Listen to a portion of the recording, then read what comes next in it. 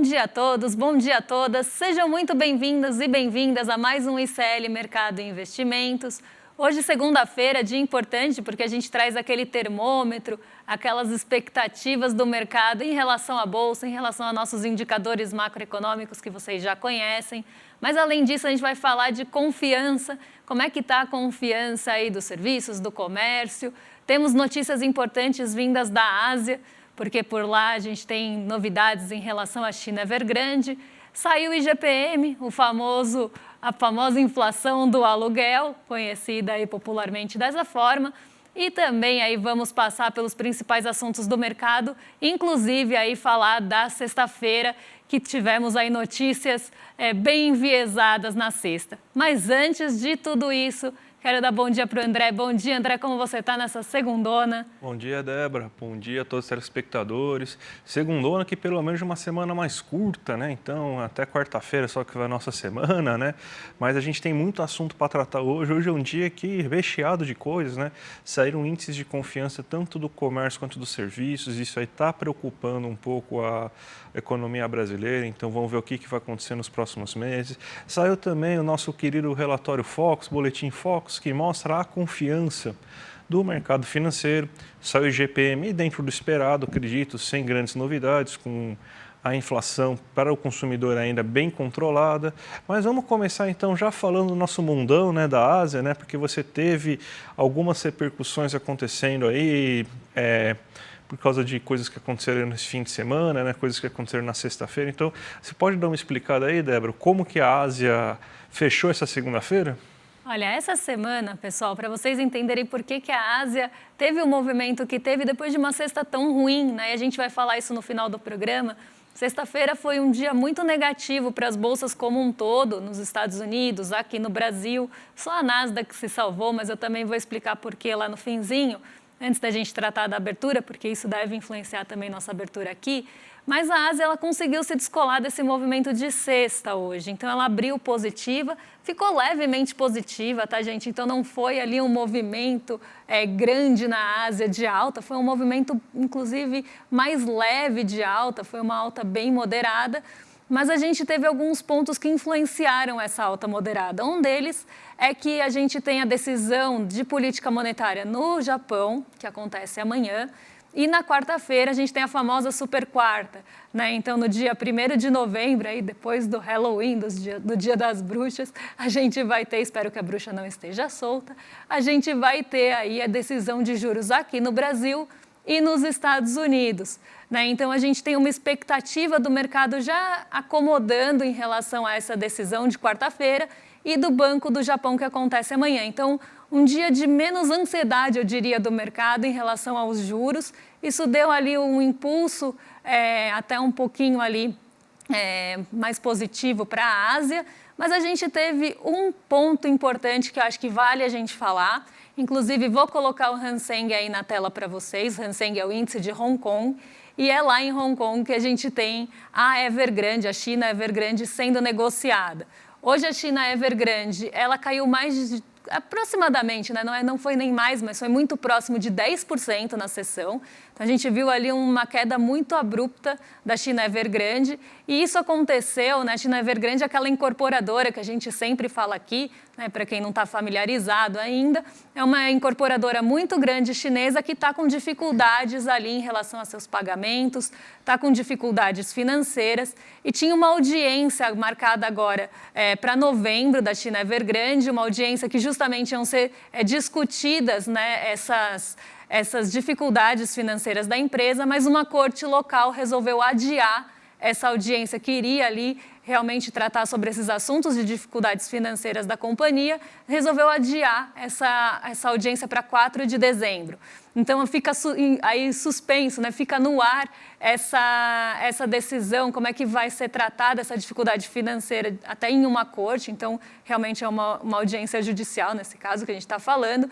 Então, como é que vai ficar como é que vão ficar nessas decisões em relação à China Evergrande? Isso acabou trazendo, então, esse sentimento mais de cautela ali em relação à empresa, ela caiu 10%, e o Hang Seng conseguiu ficar ali no positivo, né, mas muito perto do 0 a 0. Como eu falei, nenhuma bolsa da Ásia hoje subiu muito, mas o Hang Seng ainda teve esse impacto adicional do setor imobiliário. Então, enquanto o setor de tecnologia acabou puxando algumas bolsas para cima, o setor imobiliário, por conta dessa questão da China Evergrande, acabou puxando para baixo. Isso levou o Hang Seng a ficar muito perto do 0 a 0, com uma leve alta aí de 0,04. Bem estável ele, até para um dia negativo no setor imobiliário, com essa notícia aí da Evergrande. Mas o Banco do Japão e sua decisão e os juros acabaram até sobressaindo na Ásia, e por isso a gente teve esse movimento mais positivo hoje. Perfeito, Débora. Vamos agora para o nosso Brasilzão, porque a gente vai começar a falar aí de questão de confiança, né? E vamos começar pelo nosso mercado, né? A gente tem sempre, segunda-feira, quer saber o que o mercado fez no fim de semana, se ele se divertiu e tudo mais. Mas o que está acontecendo é que o mercado começa a ter um pessimismo inflacionário maior para o próximo ano.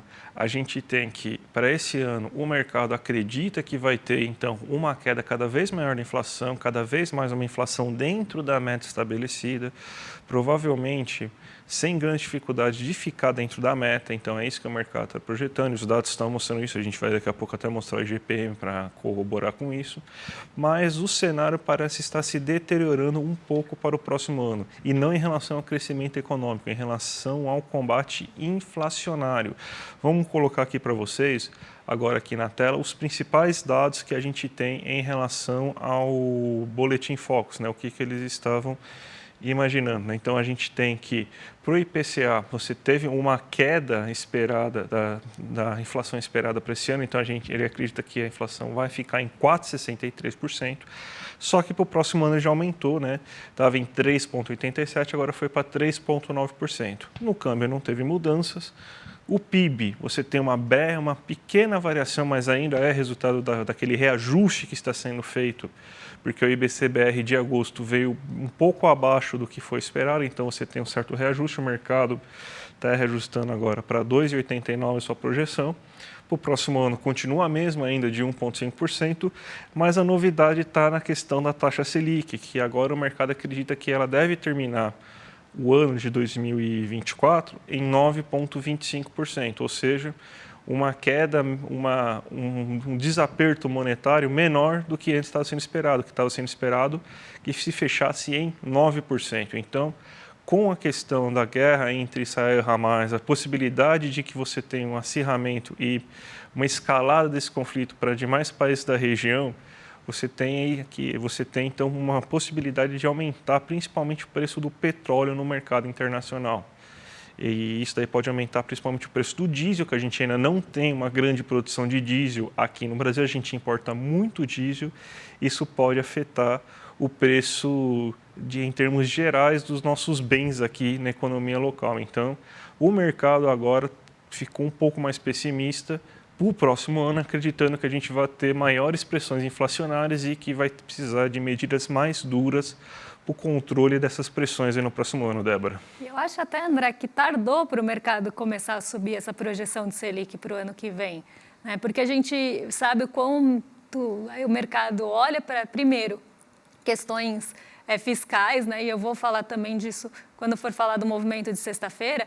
Eles têm essa visão bem fiscalista aí de país, então a gente vê sinalizações aí, como a gente teve na sexta-feira, de que talvez o déficit não seja cumprido, então a gente começa a voltar o fantasma, ressurgindo, o fantasma do risco fiscal surgindo aqui no Brasil, e aí as negociações de juros futuros começam a apontar para cima, e isso acaba refletindo nas expectativas do mercado, né, que vai pressionar ali justamente por conta desse olhar para o fiscal, mas a gente também tem outro ponto importante aí, que é a escalada, e a gente fez até um gráfico para vocês que a gente vai mostrar daqui a pouco, escalada dos juros das treasuries, né? Então o mercado também começa, e por isso que eu acho que demorou, né? Até estava esperando esse movimento antes, porque com essa escalada dos juros das treasuries, talvez ali as taxas de juros nos Estados Unidos permaneçam mais longas por um período maior, e isso faça com que a gente tenha que manter a Selic ali mais alta. E um ponto aí que André sempre fala vai subir preço de petróleo por conta dos conflitos ali no Oriente Médio, e aí a Selic em 9,25 vai resolver esse problema? né, de alta, por exemplo, de um bem, de uma commodity negociada no mercado internacional que influencia nosso diesel. Então, aí um ponto que a gente sempre traz de reflexão. Mas aqui, eu acho que até demorou para essa Selic subir na visão do mercado. Né? Eu acho que até estava esperando isso antes. Mas também falando aí em perspectivas e projeções, saiu também na sexta-feira o termômetro da Bolsa. O que o mercado está esperando aí, qual o humor do mercado para a nossa Bolsa nessa semana. Então, na semana passada, só para a gente retomar, foi a primeira semana aí em um período bem longo que a gente não via, fazia bastante tempo que a gente não via uma expectativa negativa para o nosso Ibovespa, mas dado aí todo o cenário conturbado, né, no mercado internacional, treasuries em alta, conflito no Oriente Médio, a gente tem aí escalada de juros nos Estados Unidos influenciando o apetite pelo risco, principalmente nos países emergentes. Na semana passada, a expectativa era que de 42,86% dos agentes era de queda. Né? A gente teve uma de 42,86% também de alta e 14,28% que esperava estabilidade, que foi mais ou menos o que aconteceu. A gente teve uma alta moderada de 0,13%, então uma alta bem perto ainda do 0 a 0. Foi limitada na sexta-feira essa alta por aquela queda de 1,29 que a gente vai falar depois. E aí a gente vê para essa semana uma perspectiva mais positiva do que para a semana passada. Então o mercado acredita, né, majoritariamente que a Bolsa vai subir nessa semana, 57,14% dos entrevistados aí apontando para uma alta da Bolsa. A parcela negativa voltou a cair, 14,29%, e subiu o número aí de pessoas que acreditam que a gente vai ficar perto do 0 a 0, então uma estabilidade esperada por 28,57. Então isso mostra que o mercado acredita que a Bolsa possa se recuperar ali das quedas que a gente viu principalmente no fim da semana passada, mas a gente tem que lembrar que é um cenário muito desafiador para o apetite pelo risco, para o cenário de renda variável, por toda a conjuntura que a gente tem, mais até do cenário internacional do que do nosso cenário doméstico aqui. E eu separei uns dados para a gente conversar aí no fim do programa. Mas agora a gente vai para o Brasilzão aí para falar de confiança também, né? Exatamente, a gente está com um problema aí de confiança, né? Os dados que a FGV colocam para a gente, né, naquelas pesquisas de confiança, estão mostrando aí que o empresário brasileiro não está muito confiante em relação a esse final de ano. O mercado agora começou a ter uma desconfiança para o próximo ano, né? Então a gente vê esse sentimento que é até estranho, porque os dados econômicos, tirando os dados de agosto aí de crescimento econômico, parecem ser dados bons, né? Que mostram aí que pelo menos a gente teve uma volta do setor de serviços e do comércio um pouco mais pungente aí no segundo trimestre. Então, o que explica isso, né? Então, a gente até fez aí um artigo lá que vai sair no ICL Economia lá para tentar mostrar que existe um certo problema histórico, né, que principalmente a questão de inflação, que o brasileiro não consegue enxergar, entender a queda inflacionária de fato. Você tem também, hoje, as fake news, né, que mostram situações aí que não existem, que colocam ainda uma percepção, né, criam uma percepção de economia ruim mesmo com a economia indo bem. Você tem sempre aqueles poréns que colocam, né, a economia vai bem, porém, aí você tem tudo isso. Mas o resultado disso é que a confiança, por exemplo, no setor o setor de serviços é pior desde maio desse ano. Então, a gente estava com uma confiança aumentando, daí a confiança passou a diminuir nos últimos 2 meses. Então, a gente possivelmente aí vai começar a sair agora, né, na próxima semana, os dados sobre as pesquisas mensais. Vamos ver se essa falta de confiança também vai se refletir aí no comércio local, porque se a gente for pegar, saiu de agosto, setembro, a gente já teve mais situações de atividade, né? Você teve feriado, então feriado você pode ter um aumento no consumo de bares, restaurantes e tudo mais. Então vamos ver como que está. Mas a questão da confiança está muito complicada, Débora. A gente sabe o quão importante é essa confiança porque ela mexe com a expectativa ali para próximos investimentos. E até me surpreende, assim, né, nesse fim de ano, porque proximidade de fim de ano também quer dizer ali um movimento sazonal ali, de proximidade de festas de fim de ano, né, e ter um comércio menos confiante, né, com patamares mais baixos de confiança, preocupante para um fim de ano que normalmente a gente tem, inclusive, um aquecimento dessas atividades. Então, vamos esperar mesmo PMI, que está para sair, e pesquisas aí em relação ao mês anterior, PMI de outubro, né? E pesquisas em relação a setembro, para ver como é que está esse andamento, esse termômetro da nossa atividade econômica, sobretudo aí a urbana. E dando sequência aí também a nossos indicadores de Brasil, hoje saiu o IGPM, né? O IGPM calculado aí pela FGV, conhecido popularmente aí por ser o reajuste do aluguel, e ele teve aí uma variação dentro do esperado, né, André? Traz aí para a gente quem que puxou para cima, para baixo o IGPM. Sim, claro. A gente teve aqui, em termos gerais, o IGPM ele subiu 0,5%, mas o IGPM ele é um agregado de 3 indicadores, né? Vou colocar aqui o gráfico para vocês verem bem o que está acontecendo, né? Você tem o IPA, que é o Índice de Preços ao Produtor Ampliado, você tem o IPC, que é o Índice de Preços ao Consumidor, e o INCC, que é o Índice Nacional da Construção Civil. Então, são esses índices que compõem o IGPM, né? Que é o resultado final da média de todos, né? Se a gente vê o IGPM com uma alta de 0,5%, que a gente pode até considerar que é uma alta elevada para um mês só, mas ela é puxada principalmente pelo IPA.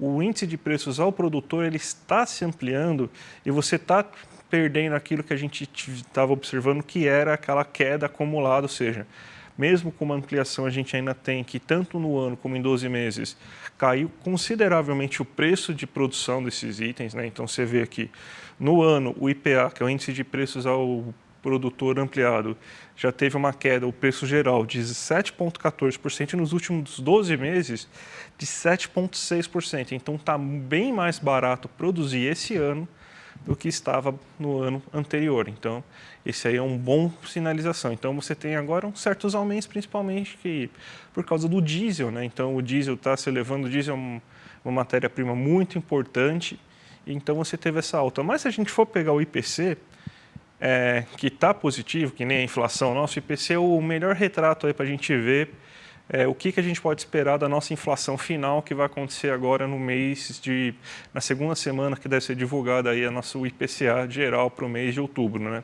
Você teve uma alta de 0,27, uma alta bem comportada e muito próximo, por exemplo, do que aconteceu com o IPCA 15, né, que é a prévia da inflação, né?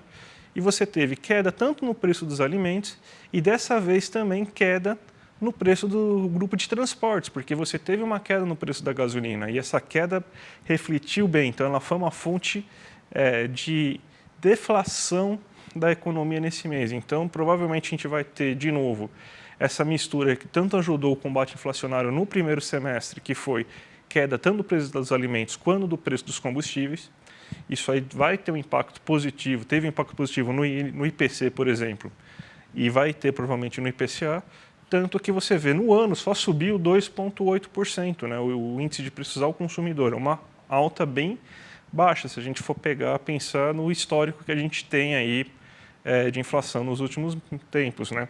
E nos últimos 12 meses você tem uma alta de 3,94%. Então, que é a parte mais importante, o IPC está bem controlado e está bem dentro do que a gente está esperando aí para os próximos meses.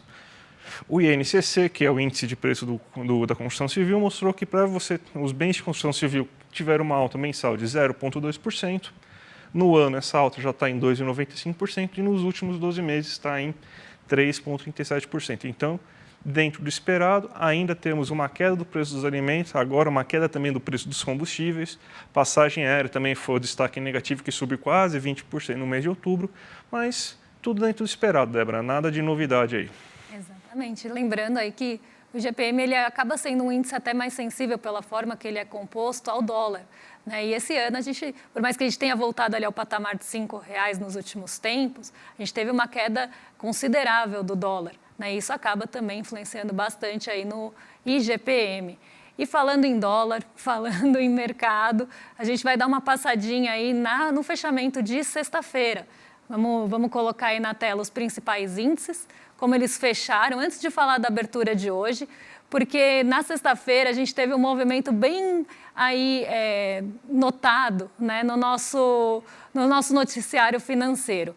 Eu acompanho vários veículos de noticiário financeiro até para ver o que está se falando e como os cenários estão sendo tratados nesse veículo. E aí, na sexta-feira, um veículo que é bastante acompanhado pelo mercado financeiro, inclusive aí por pessoas que trabalham no mercado financeiro, soltou a seguinte manchete: com Lula, Bolsa cai 1,29% e isso limita a alta na semana a 0,13%. Então, essa era a manchete ali, o headline, o que estava em destaque. E aí a notícia passa praticamente ela toda falando sobre o que o Lula falou no café da manhã ali com jornalistas, né? Foi aniversário do Lula na sexta, ele fez esse café da manhã aí chamando jornalistas para conversar, e ele falou sobre o déficit de 2024. Falou que a ganância do mercado, a cobrança tão próxima dessa meta, acenou que talvez seja difícil cumprir a meta e que ela não necessariamente precisaria ser zero. Aí a gente já espera, como eu falei, mercado fiscalista, mercado que adora voltar a falar em risco fiscal, já torceu o nariz para essa fala e começou ali a acelerar negociações de juros futuros como se os juros fossem aumentar por conta desse posicionamento. É um posicionamento até já conhecido do presidente Lula, não é a primeira vez que ele sinaliza para essa direção. E aí o mercado começou a falar, né, pensando em entrevistas que aconteceram na sexta, que ele estava até desmerecendo o trabalho do Haddad, né, que está mais ali alinhado com o interesse do mercado.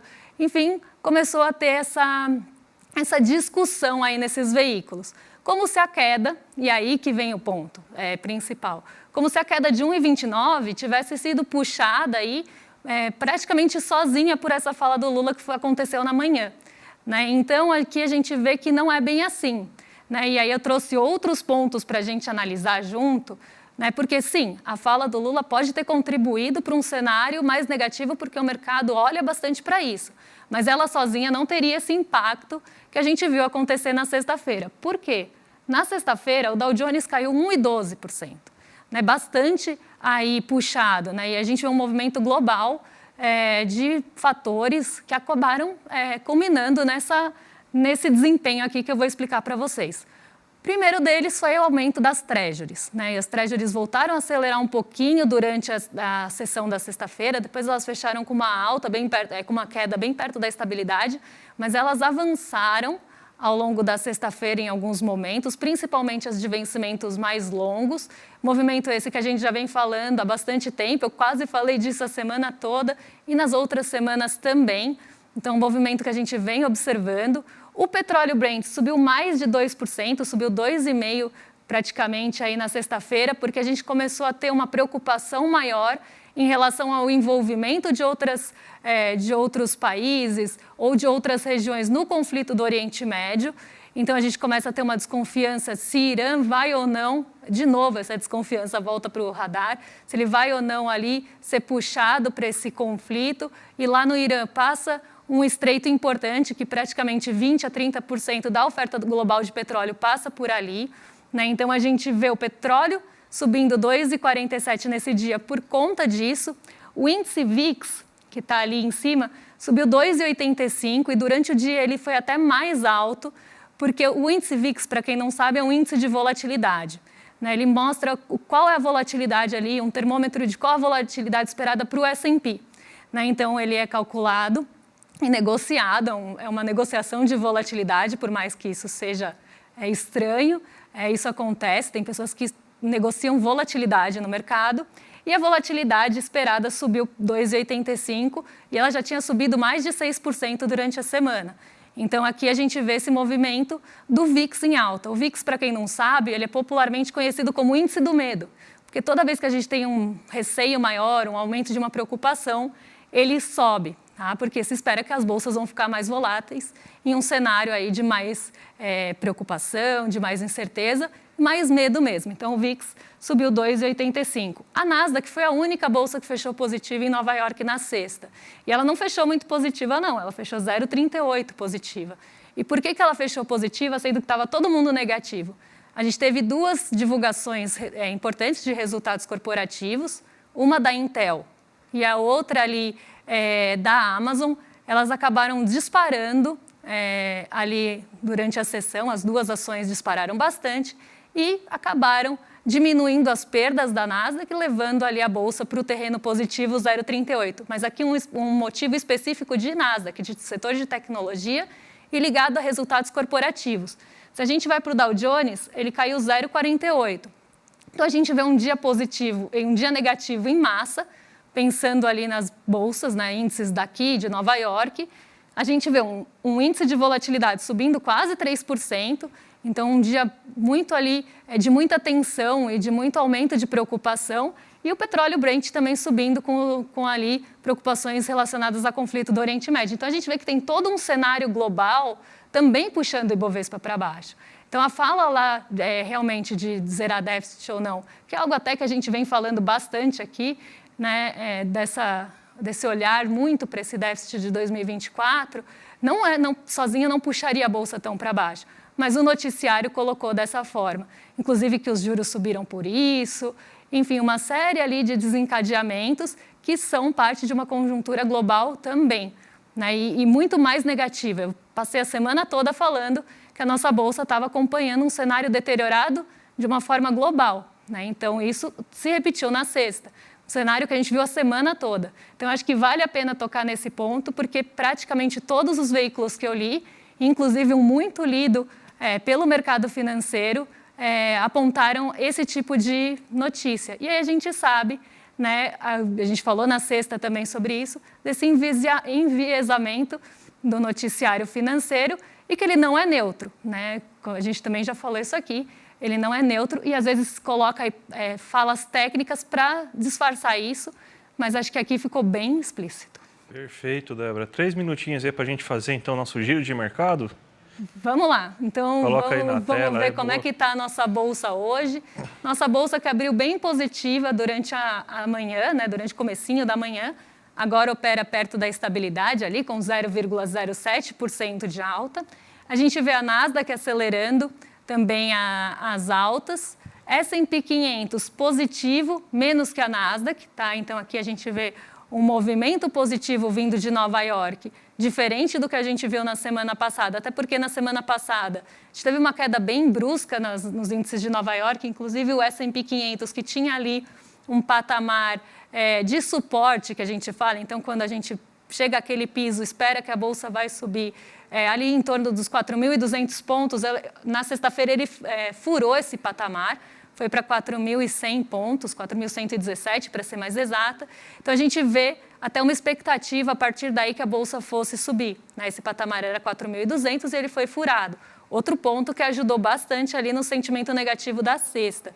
E entre outras coisas, né? A gente viu hipotecas ficando mais caras, sentimento dos consumidores dos Estados Unidos ali piorando por conta das taxas de juros. Então, todo um cenário bem negativo lá em Nova York, que levou as bolsas a caírem muito na semana passada, mas agora elas parecem mostrar sinais de recuperação.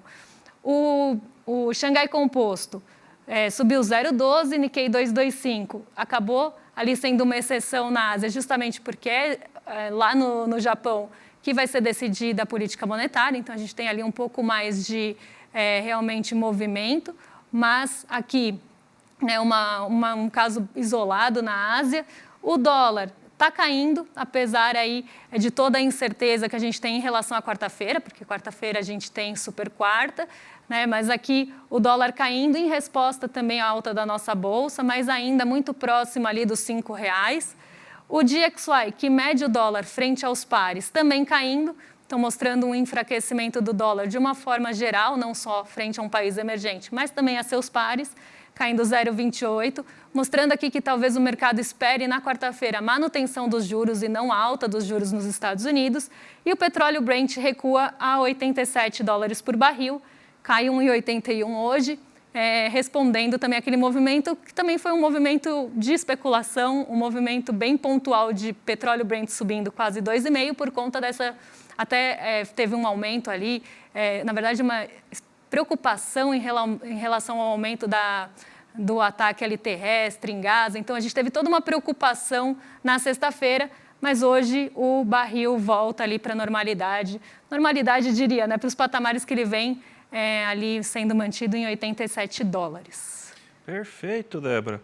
Vamos então agora encerrando o programa, né? Mas sem antes se esquecer aí de dar nossos recados, porque hoje a partir das 5 horas da tarde já tem programação do ICL.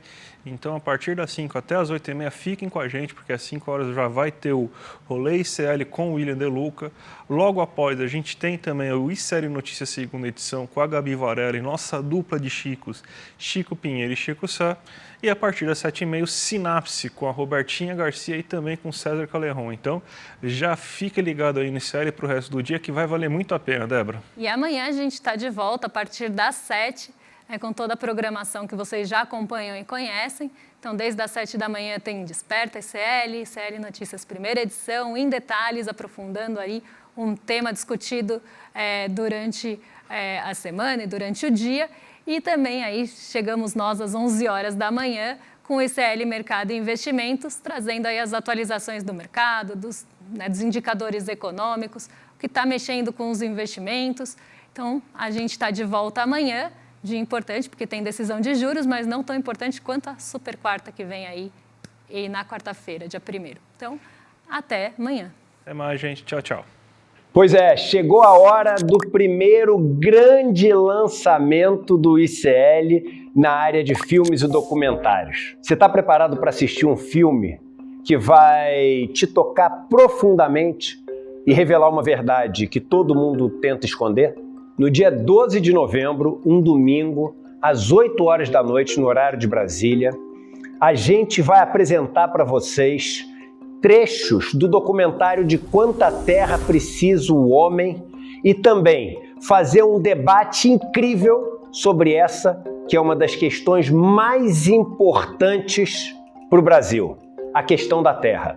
Junto conosco vai estar ninguém mais, ninguém menos do que João Pedro Stedley, um dos principais líderes do movimento dos trabalhadores sem terra. Estarão conosco também várias outras pessoas que têm na sua vida a luta da terra como um dos principais motores. Para você não perder esse encontro histórico e assistir trechos inéditos do filme De Quanta Terra Precisa o Homem, é só você se inscrever gratuitamente no link aqui em cima ou aqui embaixo. Não perde essa chance. Todo mundo vai celebrar a estreia do ICL no mundo dos documentários e filmes e, mais uma vez, aprender muito com a nossa plataforma.